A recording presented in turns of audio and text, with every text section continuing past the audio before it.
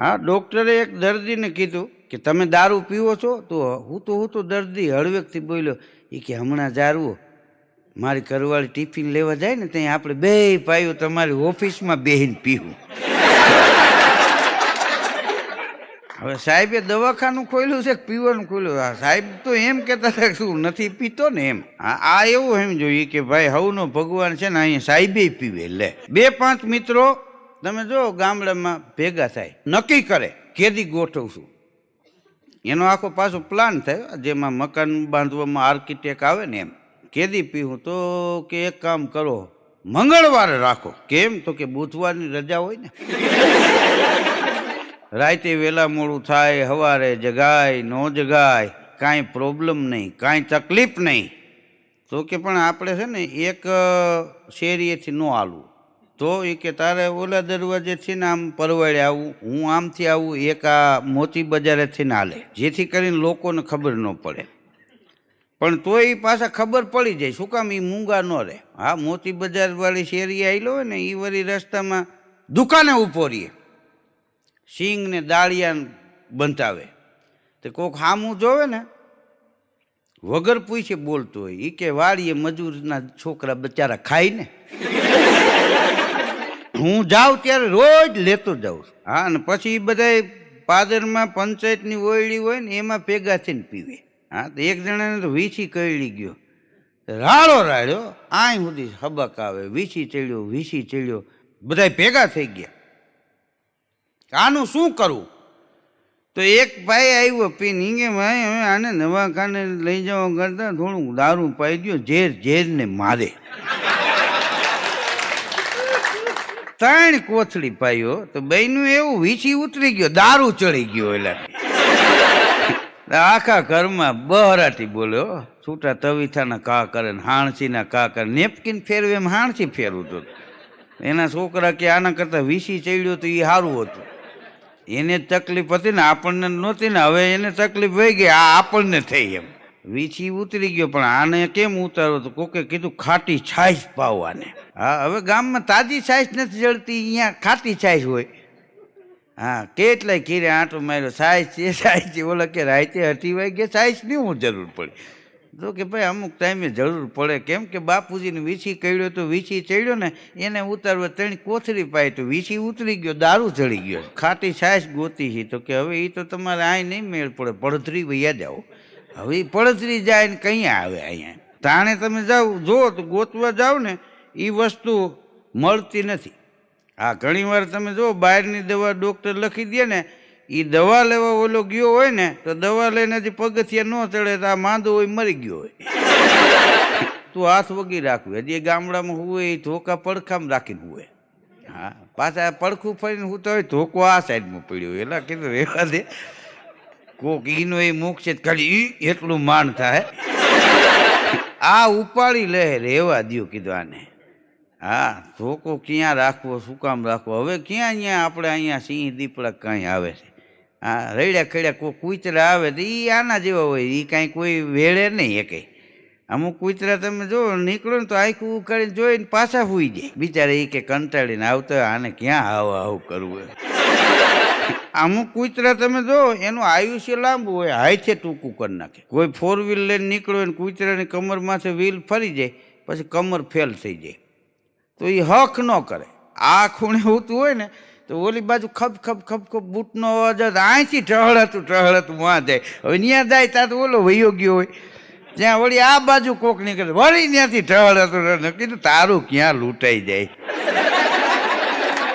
હા, એક ડૉક્ટર સાહેબે પટાવાળાને પૂછ્યું, એ કે 13 નંબરનો દર્દી ભાનમાં આવી ગયો છે? તે પટાવાળો કે લઈ 2 પાન હતો, હું તો પીએમમાં મોકલવાનો હતો. હા, એને એમ કે ગુજરી ગયો. હા, ડૉક્ટર સાહેબના દવાખાને કોક ગયો, હા, ખારો ધૂધવાર થઈ ગયેલો. ક્યાંય ગયા સાહેબ? હું 2 વાર દવા લઈ ગયો, હજી ફેર નથી પડ્યો. એ ક્યાંય ગયા છે? તો પટાવાળો કે એ સામેની હોસ્પિટલે દવા લેવા ગયા છે. હવે એ બીજે દવા લેવા ગયા હતા. એક બાપા એના જમાઈને એક દી પૂછતા હતા, એ કે તમે દારૂ પીવો છો? તો એના જમાઈ કે ના. પાન માવા ખાવ છો કે ના? ગુટકા ખાવ છો કે ના, તમાકુ ખાવ છો તો કે ના. તો એના સસરા કે એકાદી તો કુટેવ હોય કે ન હોય? તો કે એમ તો હોય ને, કે કુટેવ કઈ? તો કે ખોટું બોલવાની. એટલે મૂડી બધું ઠપકારતું હતું. એક બાપા એના જમાઈની ઘેરે સવારે ગયા અને ઘઘલાવા માંડ્યા. એ કે કેટલા વર્ષથી હું જોઉં છું દરરોજ તમે 200-300 રૂપિયાનું દારૂ પીવો. હવે તમે વરસનો વિચાર કરો, 1 વર્ષના કેટલા રૂપિયા થાય? એને બેંકમાં મૂકી દો તો એના વ્યાજ સહિત કેટલા થાય? 20 વર્ષ થયા તમે દારૂ પીવો છો. જો આ દારૂ ન પીતો હોત ને તો તમારા ઘેરે હોન્ડા પડ્યું ને એના બદલે હોન્ડા સિટી ગાડી તમારા ઘેરે પડી હોત. તો એનો જમાઈ કે તમે ગાડી ક્યાં પાર્ક કરી?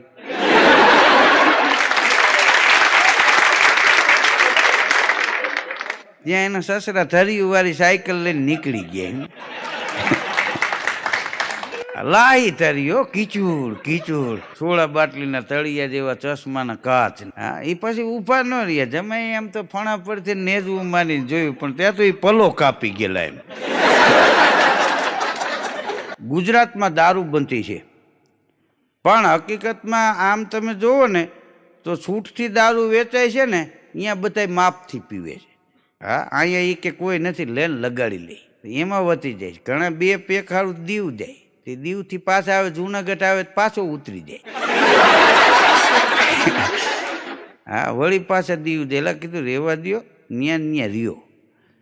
હા, દીવ પાસે ઉના આવે, કારણ કે દીવ નાખી લ્યો એટલે ઉના પૂગે તો ઉના થઈ ગયા હોય. સારા મિત્રો એની હારે બેહો તો જીવન જીવવાની મજા આવે. મિત્ર કીજીએ મરદ, મરદ મન દર્દ મિટાવે. મિત્ર કીજીએ મરદ, કામ વિપત में આવે. મિત્ર કીજીએ મરદ, હાચું કહ કર સમજાવે. મિત્ર કીજીए मरद, खुशामत कर नहीं खावे. मित्र ताही को नाम है, लोभ लवलेश मन ना लगे. सत्य बात पिंगल कहे, जेनो देह डगे नेह न डगे. मित्र कीजिए मरद, मरद मन दर्द मिटावे. एक मित्र गुमाववा करता 5 लाख રૂપિયા ગુમાવી દેવા હારા, કારણ કે રૂપિયા પાછા મળશે, સજ્જન મિત્રો વયા જાય પાછા નહીં મળે. મિત્રતા વિશે કોઈએ લખ્યું છે કે સળંગ હોય જ્યાં સંબંધ, એ દિલના દરવાજાને મિજાગરા નથી હોતા. આ દરવાજામાં મિજાગરા હોય. હા, ના કોક ઘરમાં મીંજરા હોય. સળંગ હોય છે જ્યાં સંબંધ, એ દિલના દરવાજાને મિજાગરા નથી હોતા. ઝરણા વહે છે ઝીણા ઝીણા, ઝરણા વહે છે ઝીણા ઝીણા, દોસ્તીના ક્યાંય ધોધ નથી હોતા. અને એનાથી આગળ કે પ્રેમનો જ્યાં દાવો હોય છે, પ્રેમનો જ્યાં દાવો હોય છે, આંખમાં આંસુ એ જ પુરાવો હોય છે. પુરાવો ગોતવો ન પડે. તમે જો ગમે એવો દુકાળ પડે તમારા તળાવમાં, ડેમમાં, વાડી, કૂવામાં, બોરમાં પાણી ખૂટી જાય, પણ ગમે એવો દુકાળ પડે ને તો કોઈ માણસની આંખમાં આહુડા કોઈ દી ખૂટતા નથી. એનો દુકાળ ન હોય. એક છોકરો રોતો હતો, એની માં આવ્યા તો છોકરાને રોતો જોઈ અને માની આંખમાં આહુડા આવી ગયા. માથે હાથ મૂક્યો, શું કામ રોસ? તો એનો દીકરો કહેતો હતો કે આપણા નસીબને રોઉં છું. કેમ? કે આટલા વર્ષો વયા ગયા, હજી આપણને કોઈ દી સુખ ન મળ્યું, ગરીબાઈ ઘરમાંથી ગઈ નહીં, એટલે નસીબને હું રોઉં છું. ત્યારે એની જનેતાએ માથે હાથ મૂકીને કીધું, બેટા, જ્યાં સુધી આપણી આંખમાંથી આંસુડા પડે છે ને ત્યાં સુધી આપણે ગરીબ નથી. આંસુડા એ આપણા ઘરની અમીરાત છે. એ આ દેશની માં જ કહી શકે, બીજાનું કામ નહીં. દારૂ પછી આવ્યા, બાકી પેલા કહુંબા પીવાતા, અમલ પીવાતા. અમલ રાણા રાવતા પીવે, અમલ સુરા ખાય, લુખું ભોજન અને નાર કપાર જા, તાકું અમલ નાય. મર્દો હતા એ અમલ પીતા. સારો ખોરાક હોય એના કામનો અમલ. એક જેનું ઘેરે ન હાલતું હોય એને અમલ ન પીવાય, માકડ મારવાને લઈ લેવાય. હા, એ સસ્તી પડે. જંગલમાં પશુની મીટિંગ થઈ અને કહુંબા બન્યા. હા, અમલ ઘોડાણા, પણ કેવા અમલ! બિલી જો પીવે તો શ્વાન હુકો પ્રાણ લેવે, બકરી જો પીવે તો મારે બ્રજરાજ કો. બિલાડીને એક થોબો પાઈ દો ને, કૂતરાની ડોક જાલીની 2 અળગોથિયા ખવડાવી દે.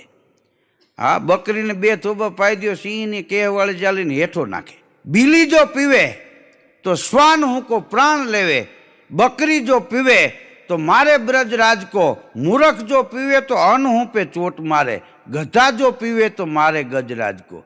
મૂર્ખાને અમલ પાવ ને તો 2-3 રોટલા ને 2-3 રોટલી ને આટલી ખીચડી ને બધું ખાઈને ભૂઈ જાય હવ કરી. મૂરખ જો પીવે તો અન્ન હું પે ચોટ મારે, ગધા જો પીવે તો મારે ગજ રાજકો. કહે કવિ શિવ સંગ, કસુંબા કો એસો રંગ, ચીડિયા જો પીવે તો મારે ઉડી બાજકો. ચકલીને પાઈ દો ને તો ઉડીને બાજને હેઠો નાખી દે. આ અમલ બધા પશુ ભેગા થયા, બિલાડીને ઉંદરની બધા ભેગા થયેલા જંગલમાં, બધાએ અમલ પીધું. એમાં ઉંદરને લાગી ગયું, લાલ ટબા જેવી આંખું થઈ ગઈ, મૂછું મળી ફરાક ફરાક ફરક થવા, અને બિલાડી ત્યાંથી નીકળી. તો ઉંદર 2 પગે ઊભો થઈ ગયો ને સીટી મારી બિલાડી સામે. હા, તો બિલાડી કે સભ્યતા રાખજો, એક ઝાપટ મારીને દાંત બધાય પડી જાય. તો ઉંદર અમલમાં કેકુર થઈ ગયેલો, એ કે હવે જા બેબી જા, મારો હાથ ઉપડી જાય તો કાલે સવારે કોઈક વાત કરશે કે મરદ ઉઠીને લેડીઝ ઉપર હાથ ઉપાડ્યો. હા, આમ તો હકીકતમાં નશો છે ને એ નામનો હોવો જોઈએ, ભગવાનના નામનો. જેને નામનો નશો કર્યો છે ને એને દુનિયામાં કોઈ દી વાંધો નથી આવ્યો.